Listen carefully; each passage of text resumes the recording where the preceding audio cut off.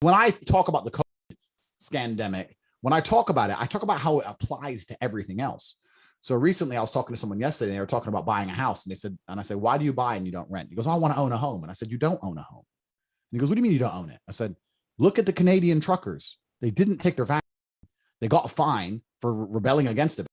They don't pay the fine, and then they escalate the fine, add more money to it. You don't pay that, and eventually what do? They come for your assets. So you don't own a house. You think you own something until you annoy the government. You don't own that house. You don't own that land. You don't own your car. You don't own your children. You don't own any of it, because as soon as you make them angry, as soon as you resist tyranny deep enough, they'll take it from you.